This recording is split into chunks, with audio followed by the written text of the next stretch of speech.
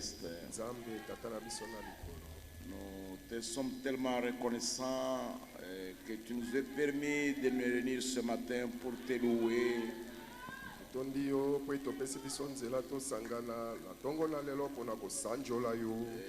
Pour t'adorer, et pour t'élever et écouter ta parole. Nous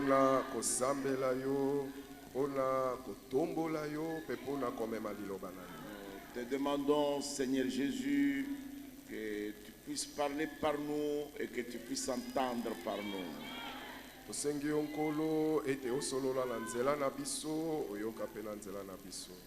Que tu puisses nous donner l'entendement spirituel suffisant pour que nous puissions comprendre les choses de notre maison.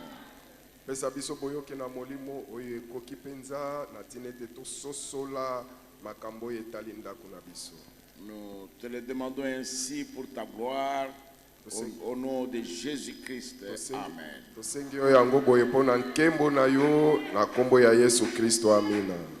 Amen. Que Dieu vous bénisse. Je vous salue tous au nom du Seigneur Jésus-Christ.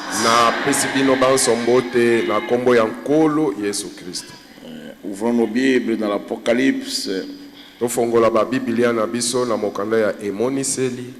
Chapitre 10.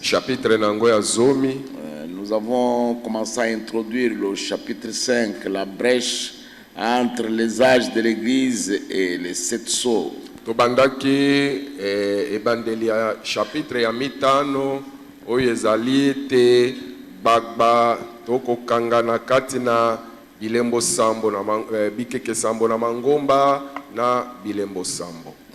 Nous allons dans l'Apocalypse 10, nous allons parler là-dessus ce matin. Na mo tokei na emoniseli zomi likolo na ngo nde tokosolola na tongo lelo. Lisons le verset 1 jusqu'au verset 7. Totanga verset ya liboso tokosuka na verset ya sambo. J'ai vu un autre ange puissant qui descendait du ciel enveloppé d'une nuée. Namonaki mwanje mosusu na nguya abandaki kokita uta na lola ajingelami na lipata. Au-dessus de sa tête était l'arc-en-ciel.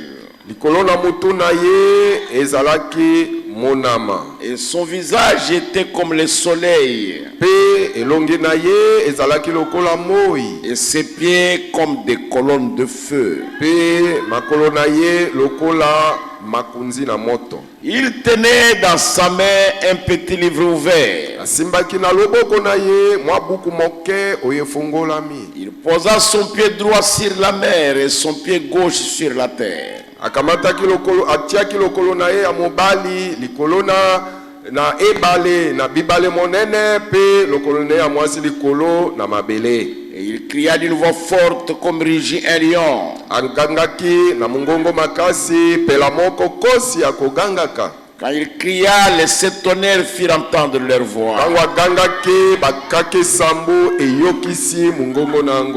Et quand les 7 tonnerres il fait entendre leur voix, j'allais crier. Et j'ai entendu du ciel une voix qui disait: celle se conduit les 7 tonnerres et ne les crie pas. Cha elembo na oyo e lobi bakake sambo kasi koma yango te. Et l'ange que je voyais debout sur la mer et sur la terre leva sa main droite vers le ciel. Pe mwanje unamonaki atelemi likolo na mai monene pe na mokili atombola kiloboko na ye epai na lola. Et jira par celui qui vit au siècle des siècles. Pe akataki ndaye na kombo ya ye oyo azali kobika bikeke na bikeke.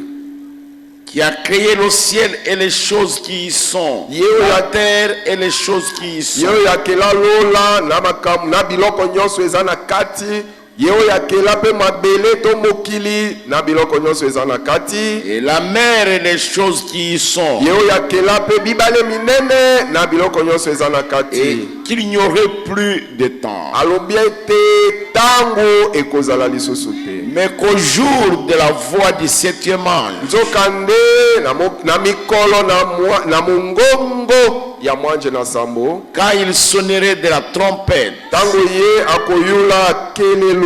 le mystère de Dieu s'accomplirait comme il a annoncé à ses serviteurs les prophètes. Libombami na nzambe likokokisama pela moko asakola yango epai na basali na ye bango basakoli.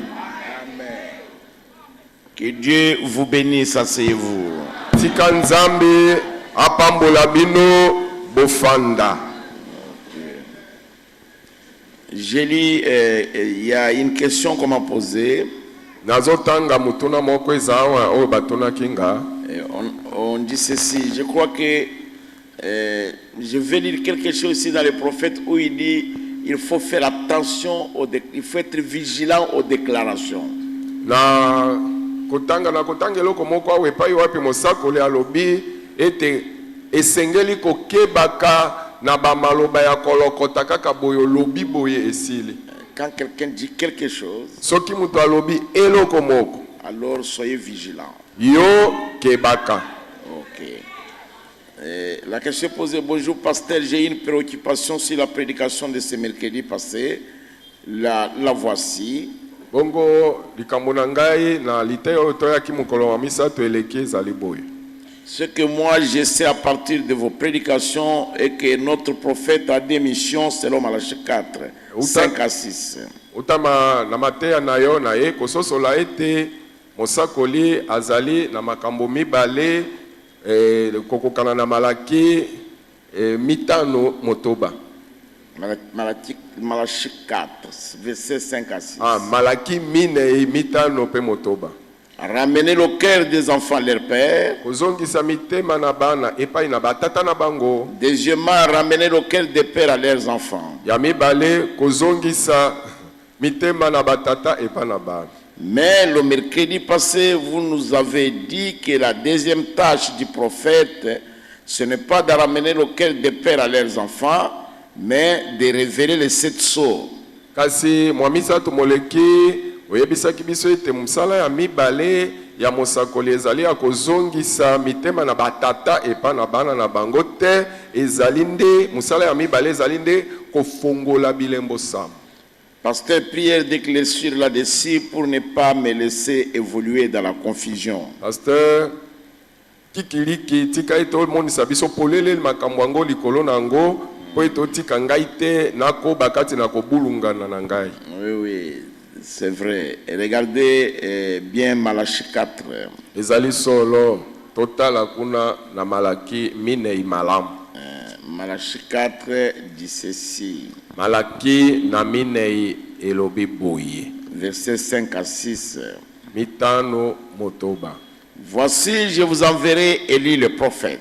Talani na kotindela bino Elia ye mosakoli. Avant que le jour de l'Éternel arrive. Liboso mokolo na Yawe ekoma. Ce jour grand et redoutable. Mokolo yo monene pe mokolo na somo. Il ramènera le cœur des pères à leurs enfants. Akozongisa mitema ya batata epai na bana na bango. Et le cœur des enfants à leur père. Pe mitema na bana epai na batata na bango. De peur que je ne vienne frapper le pays d'interdit. Na kobanga ete na ya kobeta mokili na ekweli mabete.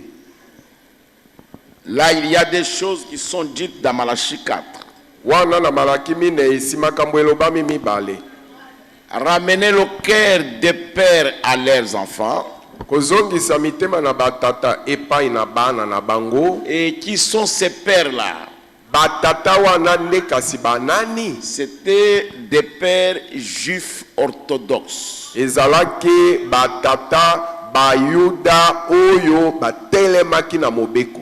Les pères juifs orthodoxes de la vieille religion juive qui s'en tenaient à la loi de Moïse. Batata bayuda oyo ya ebandeli batelemaka na bango kaka na losambo ya bango ya bayuda bango mobeko na Mose nde ezalaki moboko na bango. Et alors il y a un prophète qui est venu. Na bongo mosakoli moko ayaki. La loi est ici.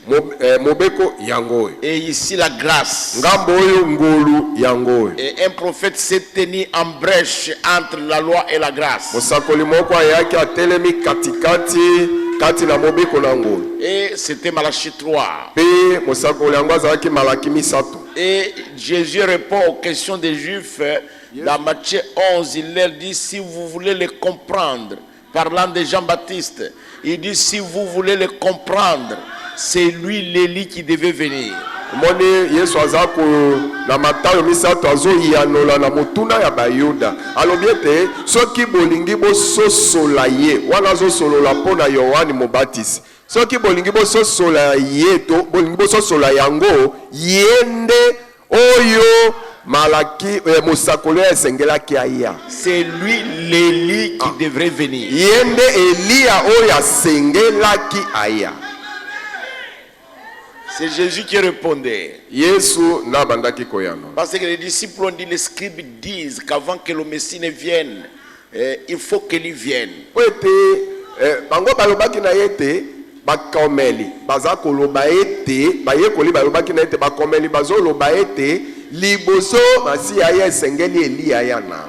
Et Jésus répond à ça. Bongo Yesu ayanoli na motuna wa. Concernant Jean-Baptiste. Pona Yohani Mobatisi. Pour leur dire qu'il était Élie. Pona koloba na bango ete Yohani Mobatisi azalaki Elia. Et si vous allez dans Luc, soko kesiko na Luka chapitre 1, chapitre ya liboso. quand Gabriel rencontre Zacharie, tango Gabriel akutani na Yekalia, il est en plein service. Azalaki kati na musala. Et Gabriel lui dit ceci. Gabriel alobi na Yekalia boy. Cet enfant-là, mwana wana, il va marcher devant Dieu avec la puissance de l'esprit d'Élie. Akotelema, akotambola liboso na Nzambe na nguya ya molimo na Elia. Il marchera devant Dieu akotambola liboso na Nzambe avec la puissance de l'esprit d'Élie. Na nguya ya molimo ya Elia. Donc l'Élie qui devrait ramener le cœur des pères orthodoxes à la grâce, à la foi des enfants. Elia oya sengela ki azongisa mitema ya batata ya ebandeli ya losambo na bayuda na kondima oyo ya ngolu na kondima ya bana. C'était Jean-Baptiste. Ezalaki nde Yohani Mobatisi. C'est pourquoi quand il est apparu, il n'y avait plus question de sacrifice. Il n'y en avait plus. On n'amenait plus les offrandes dans le temple. Il n'y avait plus personne qui amenait son pigeon ou bien sa brebis pour offrir un sacrifice. Bon. Il a introduit un nouveau style dans l'évangile.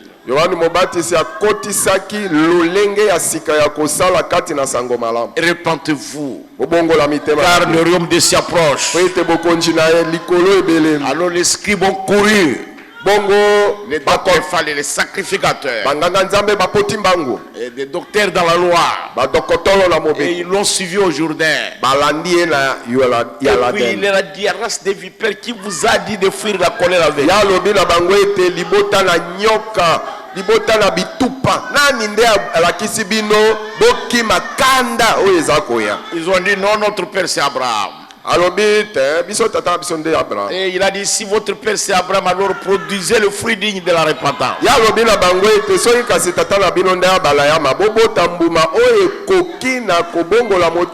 Et c'était terrible, mes frères. C'était un nouveau style. Et il n'y avait plus moyen d'amener l'offrande dans l'église. Parce que c'était un nouveau style. C'est pour ramener les cœurs des pères aux enfants. À la grâce. À la grâce en Jésus-Christ. epai na ngolu kati na Yesu Kristo. C'était la tâche de Jean-Baptiste. Ezalaki musala ya Yohani Mobatisi. Mais le nouveau messager, Kasi motindami ya sika ou le quatrième Élie, to Elia ya mine, parce que nous croyons que selon la parole de Dieu, Dieu enverra l'esprit d'Élie sur la terre 5 fois. po tondimaka ete engebene liloba na Nzambe, Nzambe akotinda na mokili molimo na Elia mbala mitano. La première fois, c'était Élie lui-même. Mbala ya liboso ezalaki Elia ye moko. Et la deuxième fois, c'était Élisée avec double portion. Mbala na mibale ezalaki Elisa na nguya ya Elia mbala na mibale. Mbala mibale. La troisième fois, c'était Jean-Baptiste. Ya misatu ezalaki Yohani Mobatisi. Et le quatrième Élie, c'est Malachi 4. Elia na minei nde Malaki ya mine. Le messager du 7e âge de l'église, William Marion Branham. Motindami na ekeke na sambo na lingomba okombo ya William Marion Branham. Et lui est venu Bongo ya yaki pour ramener le cœur des enfants pona kozongisa mitema ya bana vers le Père epai na batata du jour de la Pentecôte. batata ya mokolo ya kitela. C'est-à-dire, lui est venu simplement pour nous sortir de tout ce qui est contraire à la foi des pères. Bongo engi koloba ye ayaki kaka po ete abimisa biso na nyonso ekeseni na kondima ya batata. C'est le messager de l'âge de la Odyssée. Yende motindami ya eleko ya Laodikia. Et selon ce que j'avais lu le mercredi, Okana na ona lobaki mwamisato moleki. En dehors de ça, il a la deuxième tâche. Ya libanda na wana motindami yango eleko na sambwazana mosala ya mibale. C'est de révéler les mystères de cet honneur. Ezalinde komonisa polele mabomba mi ya bakake sambo. D'Apocalypse 10, Oui. 1 à 7, Oya Apocalypse zomi moko kino sambo.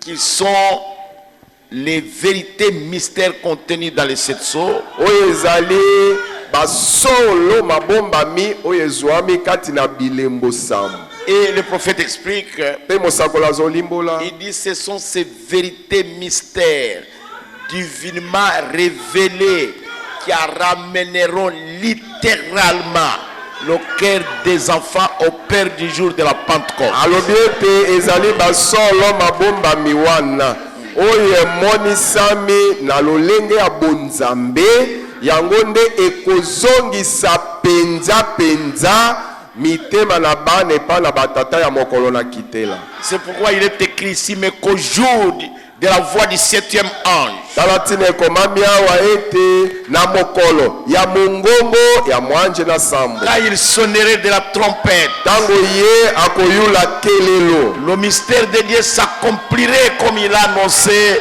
à ses serviteurs les prophètes. libomba mina nzambe likokokisama pela moko asakolaki yango epai na basali na ye bango basakoli. Quand vous lisez la Bible, on dit le mystère de Dieu s'accomplirait. C'est-à-dire tout ce qui était caché sera dévoilé, sera révélé. Tango tangi bibilia elobi ete libomba mina nzambe likokokisama engi koloba oyo nyonso ebombanaki ekomonisama polele. Le mystère du livre entier sera révélé. Mabomba mi ya buku na mobimba na yango ekomonisama De polele. Genèse à l'Apocalypse. Kobanda Genèse kino emoniseli. Vous allez le comprendre. Bokososola yango. Le prophète dit au paragraphe 37, il dit ceci. Na eteni na tuku misatu na sambo mosakola lobi boye. Il dit, bon, vous voyez le mystère de ce livre scellé de cette sceau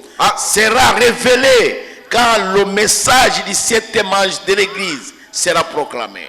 Alobi bomoni oyo libombami etiami elembo ya bilembo sambo ekomonisama polele na tango oyo sango ya mwanje na sambo ekosakolama. Il dit, vous voyez, Alobi bomoni le 7e ange commence à sonner de la trompette. mwanje na sambo abandi koyula kelelo na ye. Voilà les messages qui ont été mis par écrit. Amoni basango oyo maloba oyo komamaki. Et nous les avons sous forme de bandes, sous forme de brochures. Tala tozana yango lelo na lolenge ya bakati na babande pe kati na ba brochure. Le message du 7e ange. Sango ya mwange na sambo. Nous les avons maintenant dans les ordinateurs, dans les tablettes, dans les cartes mémoire, dans nos téléphones, c'est plein. Tozana yango siko kati na ba ordinateur, ba carte mémoire, ba tablette, na kati na ba téléphone na biso etondi meke. J'ai 4 logiciels du message dans mes téléphones. Na ba téléphone nanga nazali na logiciel to ndenge balimboli sango mi na bato mine na ebolo na bato ndenge mine kati na téléphone. Donc quand le message commencera à être proclamé, tango sango ebandi ko sakolam, le mystère de Dieu s'accomplirait. Vous voyez, wanande libomba mina nzambe likomoni samapolele omoni. Quand il commence à proclamer le message, tango abandi nde ko sakola sango, le mystère du livre tout entier, wanande libomba mi mobimba, libomba mina nzambe mobimba. Maintenant, remarquons bien, le livre du mystère de Dieu n'est pas révélé tant que le message du 7e ange n'a pas été proclamé. Sikoyo totala yango malam, mokanda ya mabomba mina nzambe emonisami polele te tangu nyoso oyo sango ya motinda mina mwanje na sambo abandi nano kosakola yango te. Pas encore. Or, ces points seront importants dans les sceaux. J'en suis sûr, parce que tout cela doit se tenir. Nzoka bapweto makambo oyo ekozala ya motu ya mingi kati na bilembo.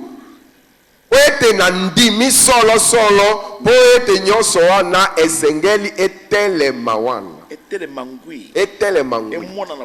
Emona na polele. Or, il est écrit de façon mystérieuse. Nzoka nde yango ekomami na lolenge na lolenge ya kokamwa, lolenge ya kobombana. Parce qu'aucun homme nulle part ne le connaît. Poete, amen. Poete ata mutu moko esika pe moko te ayebi yango te. Dieu seul, Jésus-Christ, vous voyez. Nzambe kaka yemei Yesu Kristo bomoni. C'est un livre. Un livre mystérieux. C'est le livre de la rédemption. Alléluia. Ce que nous étudions ici, c'est le livre de la rédemption. Nous allons voir ça plus tard. Et nous savons que ce livre de la rédemption ne sera pas parfaitement compris. Il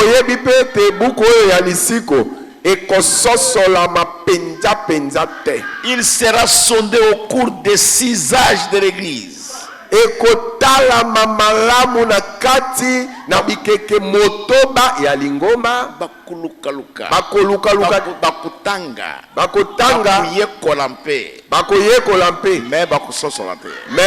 ils ne comprendront pas.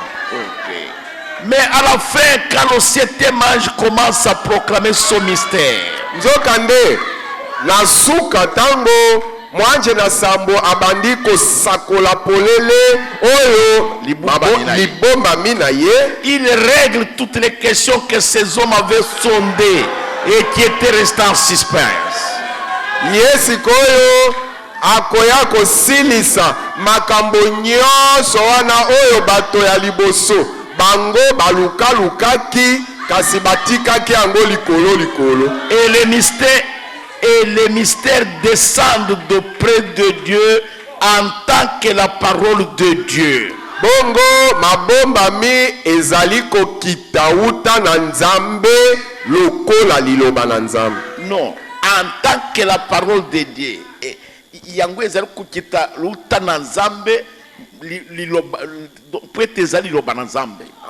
Ezali ko kitauta na nzambe penza ezo kita penza ko uta na nzambe lokola penza liloba na nzambe yango moko. Kola liloba te ezali ko kita uta na nzambe ezali liloba na nzambe. Ezali ko kita uta na nzambe yango ezali liloba na nzambe yango moko. Je pense que vous comprenez. Babanzi bozali kososola. Je vais lentement pour que ça pénètre. Les mystères descendent d'auprès de Dieu. Tant que la parole de Dieu. Pe mabomba mi ezali kokita uta na nzambe yango liloba na nzambe. Et il révèle l'entière révélation de Dieu. Pe mabomba mi yango eza komonisa polele emoniseli mobimba ya nzambe. Alors la divinité na bongo bonzambe et tout le reste na onyoso etikali c'est réglé. Esili. Tous les mystères, mabomba minyo, la semence du serpent momboto la nyoka et tout le reste na mususu nyoso etikali doivent être révélés. Esengeli emonisa mapolele. Alléluia. Mais même les dénominations, même les groupes de réveil qui prêchent aujourd'hui la divinité de Jésus-Christ, avant le message du 7e ange, personne d'entre eux ne pouvait le dire. Il lisait la Bible et il ne pouvait pas le dire. Il fallait un prophète. Parce qu'un prophète, c'est la bouche de Dieu. Ce n'est pas sa parole, c'est la parole de Dieu. Les mystères descendent d'auprès de Dieu en tant que parole de Dieu. C'est-à-dire,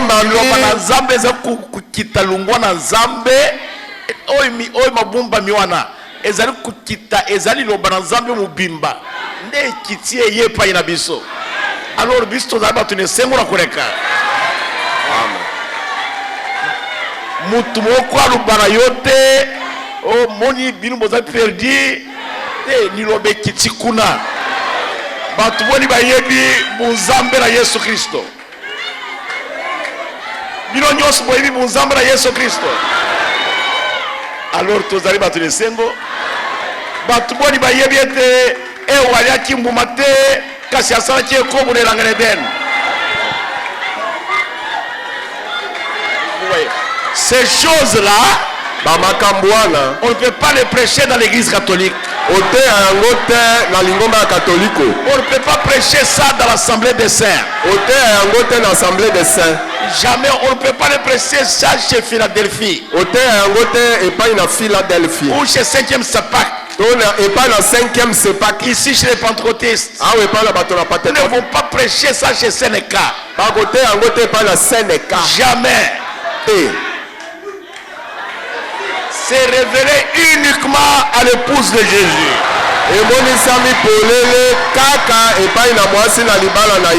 Alléluia. Maintenant, vous voyez, je ne suis pas en train d'inventer ça.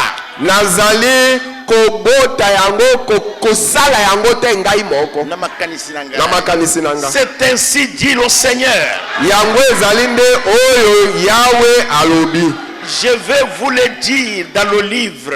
Quand le message du 7e ange serait proclamé,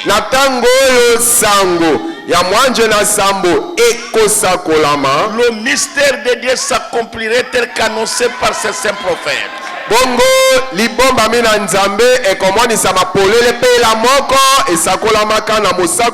C'est-à-dire les prophètes qui ont écrit la parole.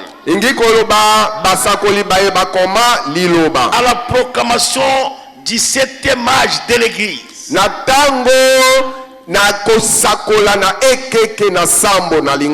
Le dernier âge de l'église. Toutes les choses qui étaient restées en suspense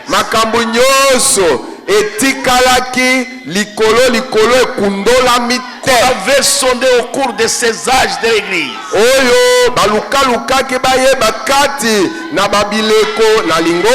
Seraient réglés ensemble.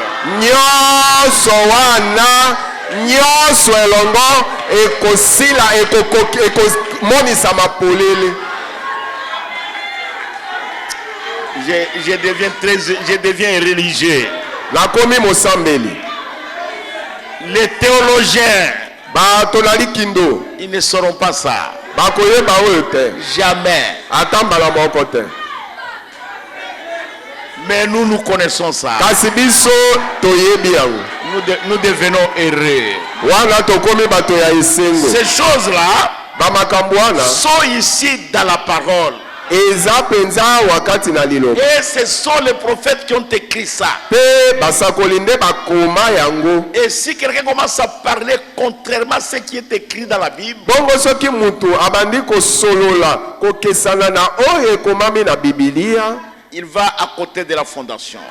wana akei pembeni na moboko oyo etiamaka. Parce qu'Éphésiens po ete baefeso nous dit ceci. elobi na biso boye Nous sommes fondés sur le fondement des apôtres et des prophètes. totongami na moboko ya bantoma pe basakoli. Je crois que c'est Éphésiens. na bandi eza baefeso. C'est Éphésiens qui a dit ça. mukanda na baefeso nde elobi yango.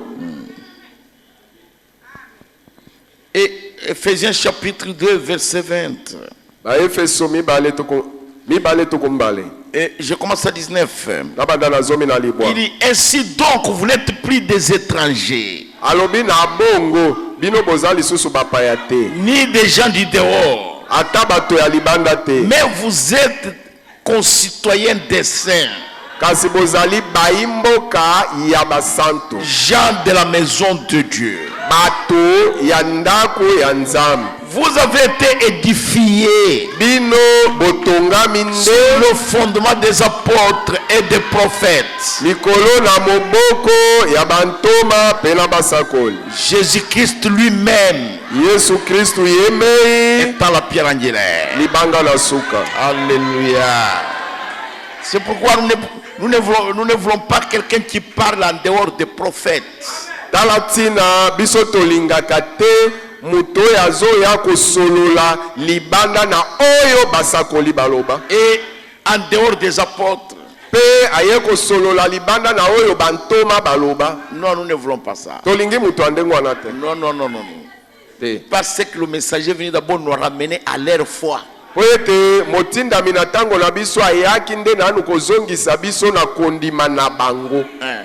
Si quelqu'un commence à vous parler contrairement aux apôtres, là ça ne marchera pas. soki mutu abandi osolola na yo kokesana na oyo bantoma bateya etambola te. Non, non, non, non, non. te Paragraphe 41. tukumine na moko. Je ne sais pas si vous êtes avec moi. nayebi te soki boza na ngai elongo. Vous voyez mes frères, moni bandeko, au moment de l'ouverture des sceaux na ntango ya kofongola mapolele ya bilembo et les mystères, pe na babombami, c'est là que Christ descend. wana nde kristo azali kokita.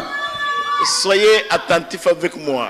bozala na bokebi na ngai. Je vais lentement. nazokende malem. Je suis au paragraphe 41. nakomi na tuku mine na moko.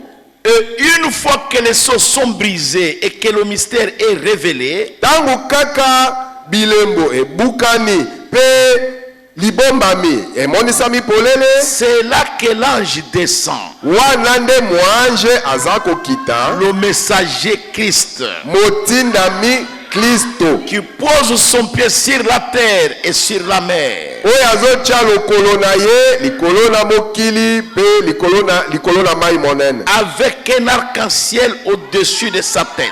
na monama ya langi sambo likolo na mutu na ye. Maintenant, souvenez-vous, sikoyo bokanisa ce septième ange mwanje na sambo, est sur la terre au moment de cette venue.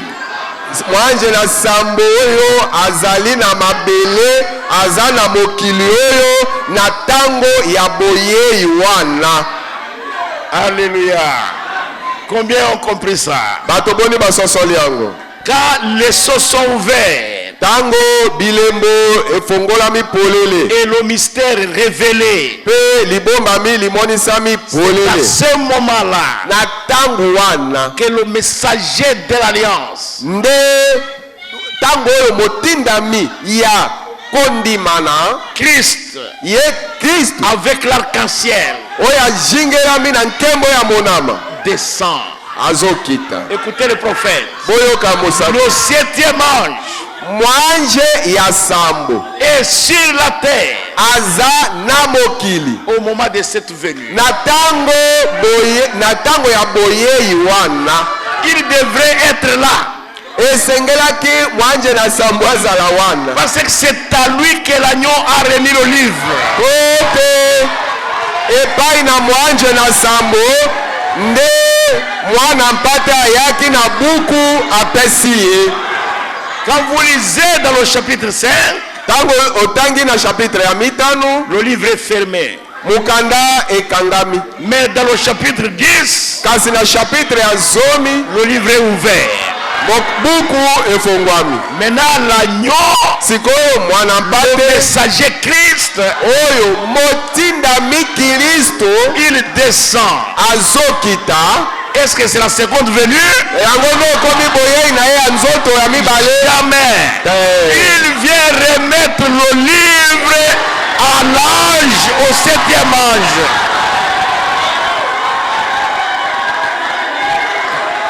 ayende ye motindami Kristo akiti ndeko ya kopesa buku epai na mwanje na sambo. Le 7e ange est sur la terre. Na mwanje na sambo aza na mokili. Et le messager de l'alliance apparaît. Pe motindami na kondimana aemonani. Et vous voyez là-bas. Botala ye kuna. Je vais continuer à lire.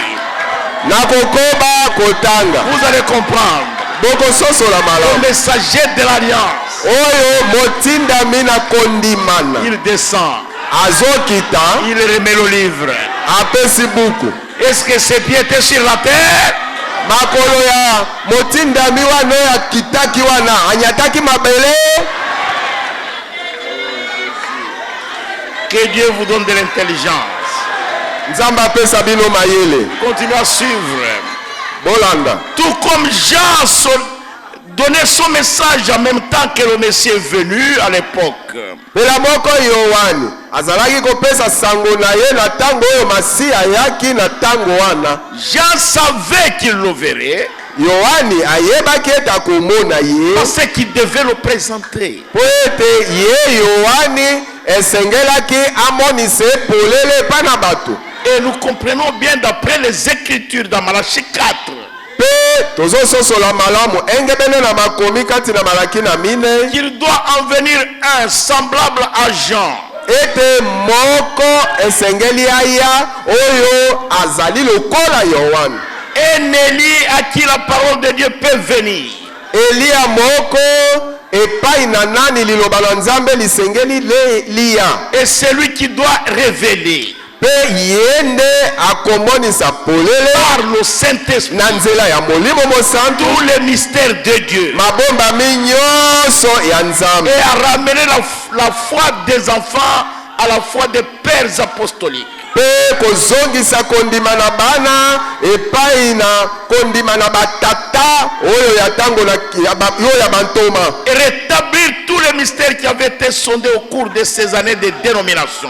Kozongisa nesika na yango mabomba minyoso oyo na tango nyonso oyo ya bibongiseli balukalukaki. Basosolaki pe yango te. Or voilà ce que dit la parole. Nzokande tala oyo liloba lilobi. Je suis seulement responsable de ce qu'elle dit. Ngai mokumba na nga naza nango kaka ya oyo lilobelobi. C'est écrit, c'est juste, c'est bien cela. Ekomami ezali solo pe ezali yango. Et Dieu nous a envoyé ces prophètes-là. Pe Nzambe atindelaki biso mosakoli wana. Semblable à Jean-Baptiste. Oyo ayulani na Yohani Mobaptiste. C'est pourquoi le prophète dit, Tala tina mosakoli alobi. la voix lui avait dit en 1933. Mongongo elobaki na ye na 1933. Si vous voulez le lire, lisez-les c'est le lever du soleil. So bolingi botanga ngo kati na litea na ye kotana na moi yango. À partir du paragraphe 15 jusqu'au paragraphe 17. Kobanda na paragraphe ya zomi na mitano kino zomi na samba. Cherchez ça, cherchez ça. Vous cherchez ça. Nous voulons l'essence. Tolingi totanga yango. La voix lui avait dit, Bongongo elobaki na ye, comme Jean-Baptiste avait envoyé pour proclamer ma première venue, pela moko Yohani Mobatisi atindamaki pona kosakola to kotatola boyei na ngai ya liboso, ton message sango na yo va précéder ma seconde venue. nde ekoya liboso na boyei na ngai ya mbala na mibale. Vous avez trouvé? Oui, je suis au paragraphe 15. Allez même à 10, lisez. Nous ne sommes pas pressés. Abi tokenda tala zo. OK. Commençons au paragraphe 10. Allez-y. To bandaka na paragraphe ya zomi. La science en a pris la photo depuis tout là-bas au Mexique, alors que cela s'est déplacé du nord de l'Arizona. Batuna zebi bakamata photo na yango tango musakuli azali kuzila oyo ku monisa na bile ku monisa na biblia mbosambo bongo lipatra nkembo kitaki kendeli boso. Du nord de l'Arizona, là où le Saint-Esprit avait dit que je serai. Banda kuna na ngere na Arizona esika muri musanto rubakete na kuzala. À 65 km au nord-ouest de Tucson. Alubi na kilomètre tukumutuba na mitano na kuna na ngele na kukitana moyo na Tucson. Cela s'est élevé en l'air et le magazine Life a publié les photos. Bongo et tombo makina likolo bongo journal wana ya magazine Life et sakwe bimisaki ba photo na yango. Le journal a écrit comme ceci: quelque chose de mystique très haut dans les sphères où il ne peut y avoir aucune humidité, où il ne peut se faire aucune évaporation de quoi que ce soit. Cela était à une altitude de 30 ou 48 km. Bongo journal wane komi albielo kumoko oyo yebani na mutute ya kukamwa etombola makiri kolo na misanda ya ba kilometre tukumisato tukumine na kilometre tukumine na mwambe esikoyo ata malili muke ko chikuzala te ata mupepe muke ya kuruba moye beti mukili milinge bimieke yilu kuna lundende kuna albi ne siko ilundende mwoko ko chikuzala te et mesurait 43 km de large. Bongo na munene na yango ezaki ya kilometre tukumini na misato. Et cela s'est élevé directement de l'endroit où se trouvaient ces anges. Tango yo libungutu na banji sambayaki moni musakuli alubi yango etombola maki mbala moko nesika banji sambo na bazalaki. Amen. Or, 11. Or, ils ont demandé à savoir, ceux de la science, quelqu'un de Tucson, ils voulaient savoir s'il y avait un sens à cela. Bongo mutumoko na zebi mutu na Tucson atunaki tini na likambwana ezali nini balingaki bayeba tini na yango ezali nini. Mais je ne leur ai pas dit. Musakuli alubi kasi na lubaki na bango makambo yango te. Vous tous, vous le saviez, cela avait été annoncé à l'avance. Bino nyonso boyebaki yango ete yango esakola makili boso tangu zamba lubaki na ngai telema kende na Tucson na kende kusolola na yo. Mais ce n'était pas pour eux, c'était pour vous. Alléluia. Ezali mpona bato na zebi te, ezali mpe mpona bibongiseli te, ezali mpona mwasi na libala. Makambo yo ezali makambo etali kaka mwasi na libala. Et alors, c'est là qu'il m'a parlé et m'a dit, les 7 sceaux vont être ouverts. Alubi kunanda alubaki na ngai bilembo sambo ekufungulama. Les mystères, le mystère en 7 points. Amen. De la Bible. Libumbami oyo ya biteni sambo na makambo ekufungula mapolele. Le mystère en 7 points de la Bible. Oyo libumbami munene na biteli sambo ya Biblia ekumoni sama qui avaient été cachés depuis la fondation du monde vont être révélés. Oye bumbarakili lungwa buzalisina mukili mutumoko ayeba yango te libumba miyango ekumoni sama epai na mwasi na libala. Et nous, bien que nous soyons un modeste petit groupe en comparaison du monde entier, nous avons bénéficié de ces bénédictions. Au moins mon frère, tozali kaka batu moko pamba pamba nzamba lokoti oyo kuna muswa lokoti ene kunde kuna muswa lokoti na bar muswa lokoti na caniveau ya kumela masanga muso bandali kumela banji mususu azalaki mulaso menzamba lokoti batu wana atiki batu na zebi ale aye na mabumba minyonso alubi bana bobunga kinzela botala kendeli boso. Nous avons bénéficié de ces bénédictions d'entendre ces mystères. Kuyoka mabumba mioyo na lubina yeza mapamboli. Nani andimiete za mapamboli? Mpwete Yesu alubaki e moni seli ezali makasi. Atabi kukena wero na kufa e kulonga yangote. Mpwete bikukena wero na kufa e kubundise moni seli. Pona kupengula kubebisa na ndengete batu bakende pembeni na muboko kasi ekulonga te. Le mariage et le divorce, la sémence du serpent, toutes ces différentes questions nous ont été entièrement révélées, non pas par l'homme, mais par Dieu lui-même.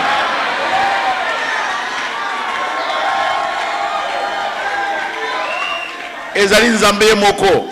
Nzambe akoji kusalela frère oyo akoji asalela nzete toli kunzi mais lulenge na nzamba na kusala makambo alingi asalela mutu soki nzamba asaleli mutu biso tolingi tosambela yete tozali kumona kaka munene na nzambe mais kati ne bobolo na nzoto omoni nakanisi na lulenge na bakongole soki frère Barnaba azala kakino lelo batu balingaji bafuta babiye bakende kuna kusambela ye sikoyo batu mususu tanga babandi ukena Jeffersonville bakutana na Joseph Branham babeti mabolongo alors Joseph sikoyo aboyi soki bokei kuna bumba ni ndako ogumona yete parce que batu bandaji kwa adore talu lengera mutu yango wana tolingi te yo omemela biso lusambo na Babilona awa tozali kula ba Shadrach Abednego na Meshach o taleke koyo ezana kombo na Daniel amona kabimono atando tu ya lotite akuyeba yango mpa limbuli Meshach alubi mukunzi Daniel wana azali ndeko na biso mubeko na yawe elubi komisa nzambe azali na zuwa na lukumu na ye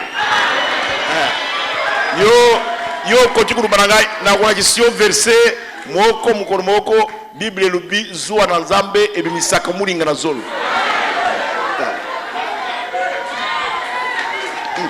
yo tanga Bible non pas par l'homme mais par Dieu lui-même qui a dévoilé ces 7 mystères. Mutute nzambe ye moko amonisi mabumba misambo yango. Ce qu'était l'église, qu'elle était en Christ au commencement et qu'elle serait révélée au dernier jour. Ndengeli ngombe zalaki na kati na Kristo ne bandeli sengeli ekumoni sama na ntango na suka. Amen. Omoni. Karisate église bandiao. Église wana ezaki kati na Kristo bandakala. Au commencement. Tangu zamba za kutia mboko na mukili. Atuni yoyobo zalaki wapi. Tangu bana na ngai baza kusepela. Kupumbone sengo. Tangu naza kutia miboko na mukili bazali ku adore kusanzula ngai. Yo zalaki esika nini? omoni ndengeli ngombe zati kala kati na Kristo na liboso na buzalisi na mukili ekumoni sama na tango na suku tolingi tomona église wana nde toza kuluka yango 13. Et alors, comme cela s'est élevé, nous en avons la photo sur la plaque en sortant. Mais j'ai aussi la photo ici même, si vous remarquez, tel que le magazine Life l'a publié.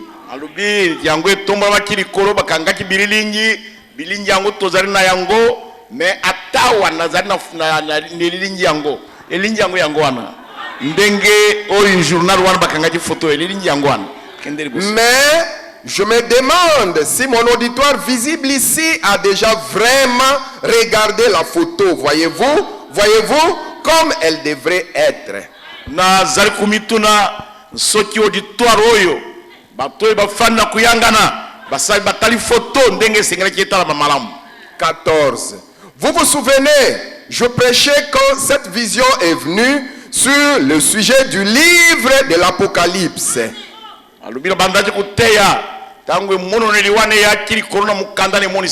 Les juges d'autrefois là, nous avions vu Jésus dans l'Apocalypse 1 quand nous avons commencé à ouvrir les 7 sceaux, ou plutôt les âges de l'Église.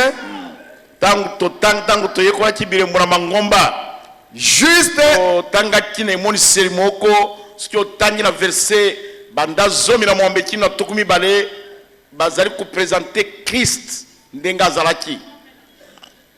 juste avant l'ouverture de ces 7 sceaux, Christ se tenait là avec les cheveux comme de la laine blanc.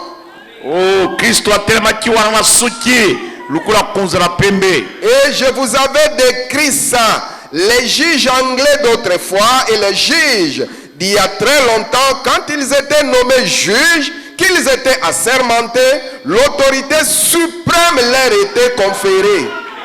Bongo ba juge anglais ya kala bazali kutelema wana tango bazalaki ko lapanda ina bango ya kusaba ya basambisi bongo ba pesa bango bukunzi nyonso likolo na nyonso. Ils portaient un genre de perruque blanche dont ils se couvraient la tête pour montrer qu'ils étaient l'autorité suprême. Bongo bazalaki kulata na mutuna bango ekoti ya kunza pembe pona kola gisete bazana bukunzi sikoyi likolo na makambo nyonso. 15. Eh bien, si vous tournez la photo comme ceci et que vous regardez, probablement que vous le verrez depuis l'auditoire, c'est Christ. Soki bo kamati photo yo bo baluli yango boye ta musubo zali kumona yango kuna na lubina yo ezali Kristo. Vous voyez ses yeux qui regardent ici. Tout ce qu'il y a de plus parfait. Donc les cambonions se bondit bé. Il porte la perruque blanche, la divinité suprême et le juge des cieux et de la terre tout entier. Oh, ah, lati kunzia pembe la mutu. Kotia pembe ete azali musambi siya mukimpe na lola mubimba ye azali oyo zambe mukunzi na nyonso likolo na nyonso. Voyez-vous ses yeux, son nez, sa bouche, l'assemblée dit Amen. Amen. Moi j'ai dit aussi Amen. Rappelez la lobby Amen. Monini sunaye, zolo naye, monoko naye. Vous n'avez qu'à tourner la photo. Il l'avait placée comme ceci. Tournez-la de ce côté-ci comme elle devrait être. Oh, barola photo ana ndenge sengele kezala okumona ete ezaliye. Le voyez-vous? L'assemblée dit Amen. Il est le juge suprême. Il n'y en a point d'autre que lui. Et voilà une identification parfaite, encore une fois, une confirmation que ce message est la vérité. Alléluia.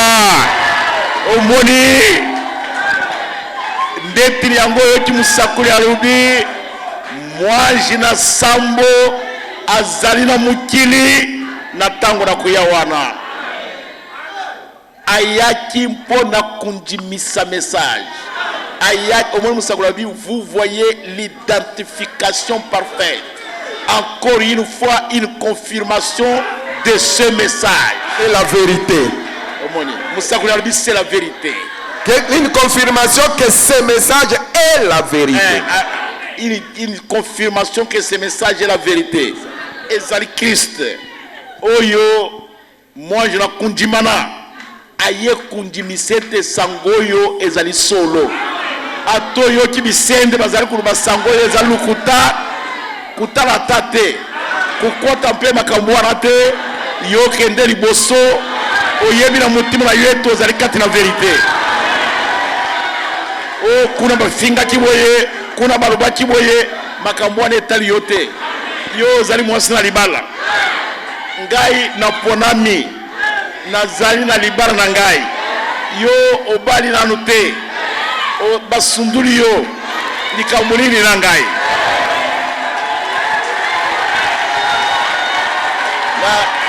Na lingina luba, mwasi oyo azali na libala na ye, ce qui azali mwasi normal mutu ya libanda tumuliye akuswara na yede mwasi na libala soki alingi kuluba makambo alobaka na mobali na ye okuta mwasi na libala te azali kuswana mabasi ya bavoisin so azali kusambwisa mobali te mwasi wana oza kuswana na ye soki abeti yo alunguli yo bilamba na zoto osambwisi mobali na yo te ngai nazali kati na alliance ya libala sikoyo mutu wana ayebi ate esika azali te ngai na okende koswala na ye mpona nini frère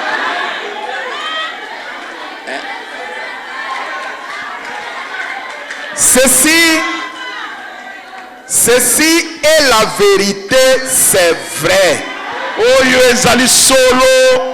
ezali solo kende liboso. Et cela fait de lui non pas une troisième personne, mais la seule personne.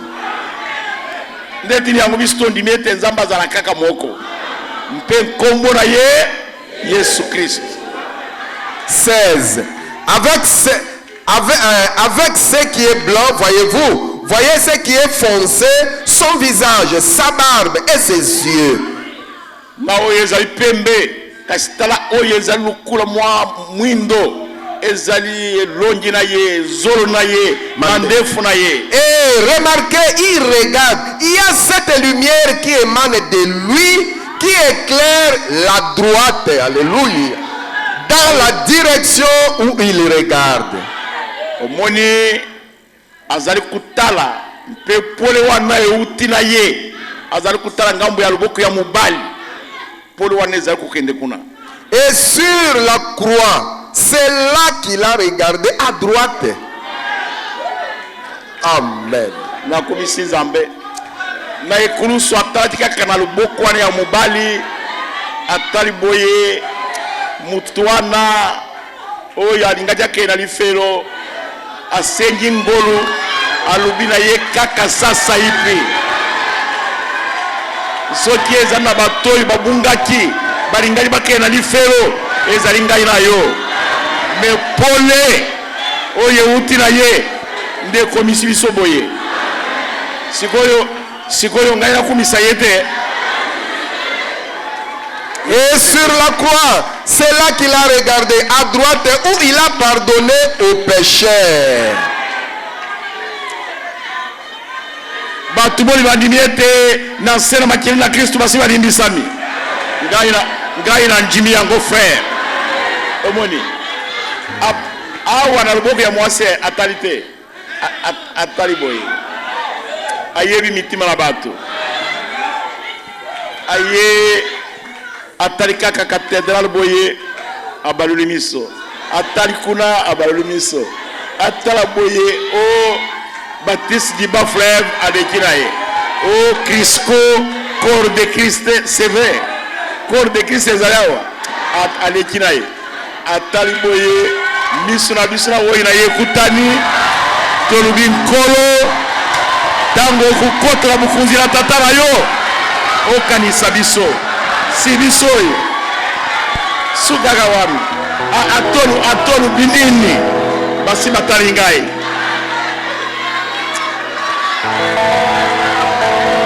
tanga na kuyekola nzembo wana aponi ngai kasi ngai na kuyembe yango atali ngai à la lumière de sa résurrection, nous avançons toujours en son nom. Biso totambula kaka na kombo na Branham te kwete Branham ayekola kisabisu Yesu Kristo. Tozali kutambula lelo kati na pole na liseko na nkolo. Na zali kunguruma maladi. Me na ibi ete na zakati na pole na liseko na ye. Omoni. Atali kambo komi ndenge nini na ibi ete mukolo wana na kumona ye. Omoni problème. Et ezali kambo mon frère. C'est pourquoi Bikam pour encore Yesu. 17. Je voudrais bien ce matin avoir beaucoup de temps à consacrer à ces phénomènes qui ont été, sans l'ombre d'un doute, prouvés au cours des 30 dernières années ou 35 dernières années ici à cette église. Alubira kati kuzala tangu mingi na moni sama kamboyo na onyoso e monana kia wa église. 17. Qui ont été prouvés. Oyo moni sama ki. Depuis le jour où, à la rivière, cette même lumière est descendue ici à Jeffersonville en 1933. Na lingina lubana yo biso tondimi message. Batumoni bandimi message. Biso tozali kutala kaka niwe ya 63 te. Toyebi ete niwe wana na 1933 ekitaki. Na 1950 na Allemagne ekitaki. Ekiti mbala mingi. Mais ezaki kuyana nkolo te. Ata balubina yete nkolo asiaye nkolo ya ngunde Frère Branham kasi musakuri alubi ye moko alubi na buye na cette venue là tango ayaki mbala wana pona kumonisa bilembo le septième âge était sur la terre wana bazali batumi bale bakeseni bia bazali moko batumi bale bakeseni o ya mukili azali o ya lola mpe azali. Ici même à cette église, depuis le jour où à la rivière, cette même lumière est descendue à Jeffersonville en 1933 et ces mots ont été prononcés. Tangu pole ekitaki na Jeffersonville en 1933, bongo maloboyo elubamaki. Comme Jean-Baptiste a été envoyé comme précurseur de la première venue de Christ, lukula Yohana Mubatisi atindamaki. Lukula mutinda mina liboso pona buyena liboso na nkolo Yesu Kristo. Ton message sera le précurseur de la seconde venue. Alléluia. Sanguna yo ekuya liboso na buye iranga ya mibale. Sikoyo soji balubilo comme Jean-Baptiste balubilo moni Jean-Baptiste nde atalisaki Yesu. Siko il fallait faire banama atalisa bisu Yesu. Nzamba yebaki akweretire ye. Akebisi ye avant. Alubi sanguna yo nde kutalisa ngai. Eliezer akendaki na ye apesi Rebeka message. Sikoyo simula kupesa message Rebeka yoki yango na kimia. Alubi na ye tali Isaac ndinga zaraka. azali mukuse boy. Ata azali mukuse mukongo na ye ezaka boy. Maboko na ye ezaka mapeka boy. Et puis atambola kaka boy. Et puis atire boko na poche. Rebecca yuki tout. Ayeba kilulenge na Isaac avant bakutana na Isaac. Sikoyi bazali kuya na nzela punda mbangu Rebecca bendi singapa punda telemi. Rebecca yale ki wa sima Eliezer yale ki wa sima telemi. Rebecca tuniye oyo azali kuya kuna azali nkolo na ngai Isaac te.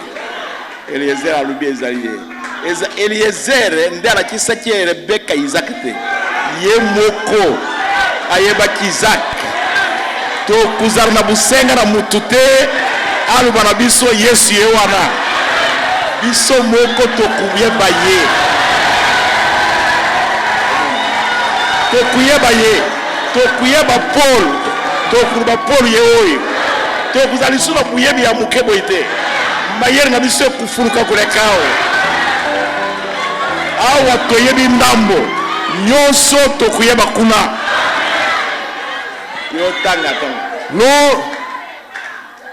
Nous sommes au temps de la fin et nous les voyons. Parfois, nous nous demandons pourquoi ça ne s'est pas répandu sur toute la terre. Peut-être qu'un jour ou l'autre, nous aurons l'occasion d'expliquer ça, Dieu voulant. Tozana tanga suka yona ngai tozali kumona yango pe tozali kumituna pona nini makamboyo eparangari mukirimo mimbate sakuli alubi tokuzana na tango ya kulimbula yango soki nzamba alingi omoni makamboyo ote yango na cathédrale bakundima te ezali bilei na pongo. C'est la nourriture de l'aigle. Oh, soki ote yango na dénomination. Et si vous les prêchez dans les dénominations, bakuzofanga ils seront constipés. Parce que une telle nourriture est pleine de vitamines. Alléluia. J'ai besoin d'arrêter ça. Je vais lire le paragraphe 44 et 45, j'arrête. Nazotanga paragraphe 44 et 45 de Natelemisa. Alors nous voyons que ce livre serait de 7 sceaux. C'est le mystère de la rédemption. C'est un livre de rédemption qui vient de Dieu. Or, tous les mystères, ce serait le moment où il s'accomplirait à la proclamation de ce messager.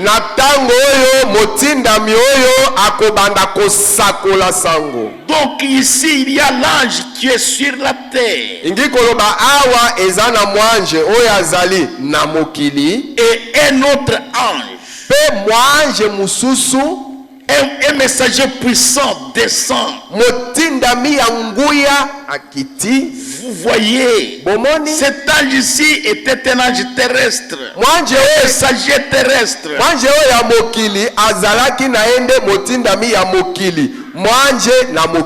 Mais en voici un qui descend du ciel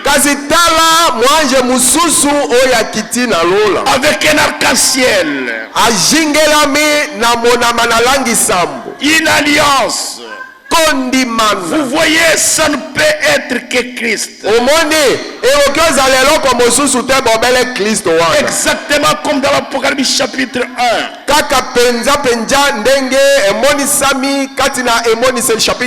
Quand il s'est tenu au milieu de ce chandelier d'or avec un arc-en-ciel,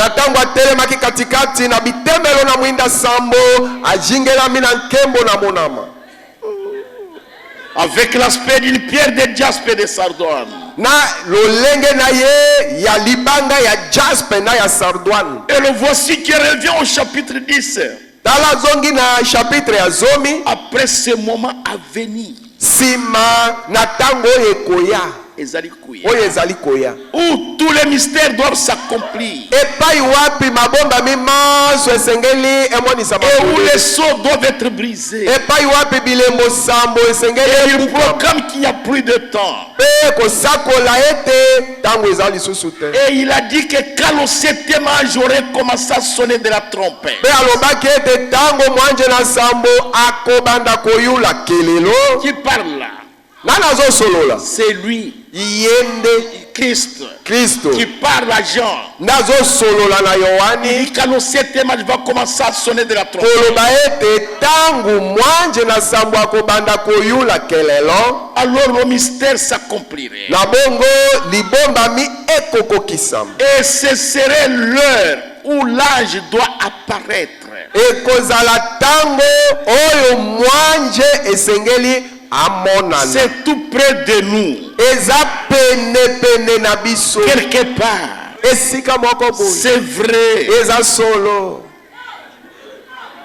C'est à ce moment-là Eza na tangu wana que cet ange devra apparaître nde mwanje wana esengeli amonana. avec un livre Na buku moko ouvert. Et efungwami. le 7e ange Pe mwanje na sambo était sur la terre azalaki na mokili pour recevoir cela. mpona koyamba C'est yango. le temps de Malachie 4. Eza tango ya malaki mine. C'est l'âge de l'aigle. Ezali eleko na mpongu. Ce n'est plus l'âge du lion. Eza lisusu eleko na nkosi Ce n'est te. plus l'âge du bœuf. Eza lisusu eleko ya Ce ngombe n'est plus te. l'âge de l'homme. Eza lisusu eleko ya mutu C'est l'âge te. du lion.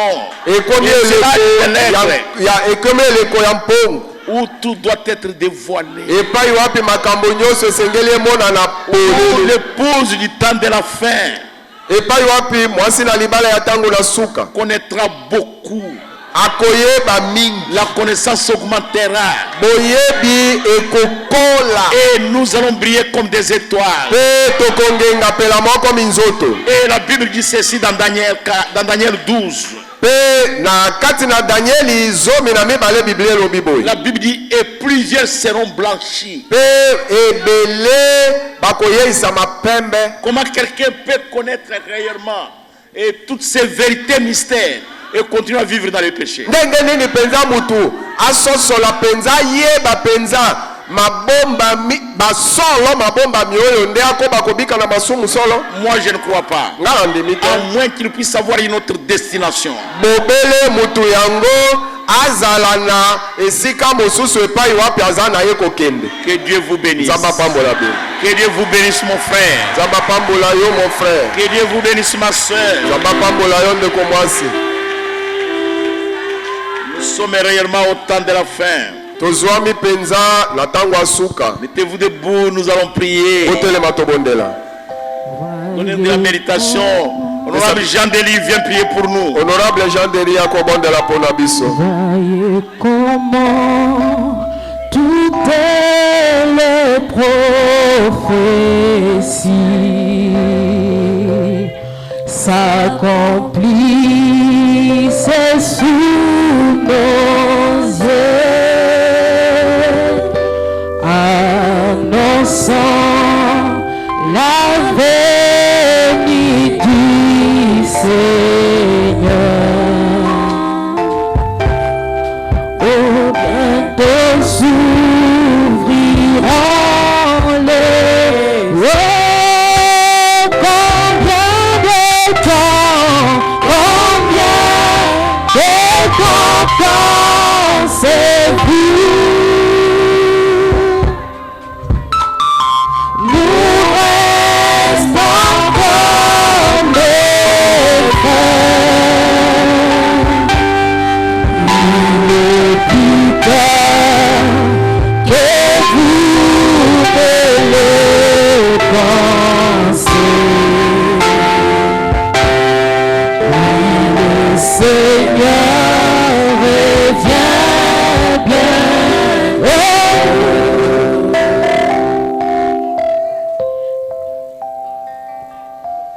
Tolingi tobondela.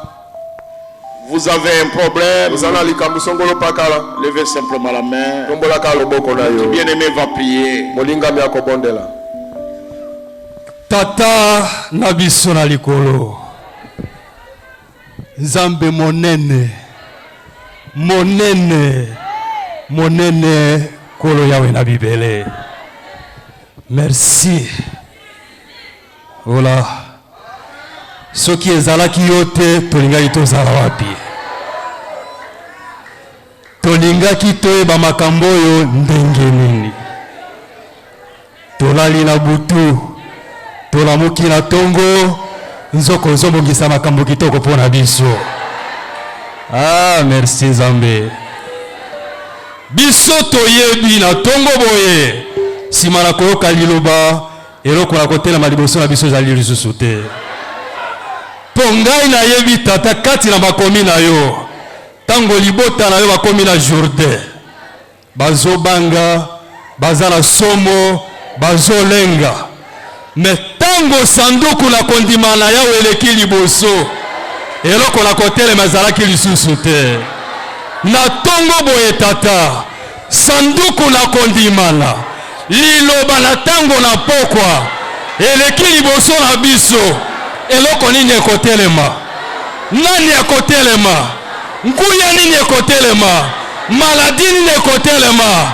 Ah, Yesu Kristo, yo ozali motindo moko lobi, lelo pe libera tata, osala, omilakisa, na nguya na yo na bonzambe, kati na peuple na yo.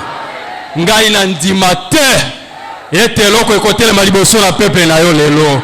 Oyo nyonso ekomeka, ekutana na yo, na kombo na Yesu Kristo.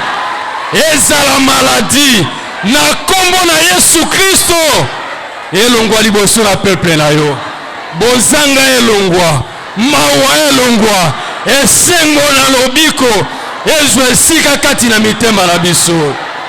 Tata na ngolo, tolonga kobika libanda na yote. Yango wana Seigneur, tango David ayoki nguya ekei, alobi tata ebonga te, zongisela ngai esengo na lobiko na ngai.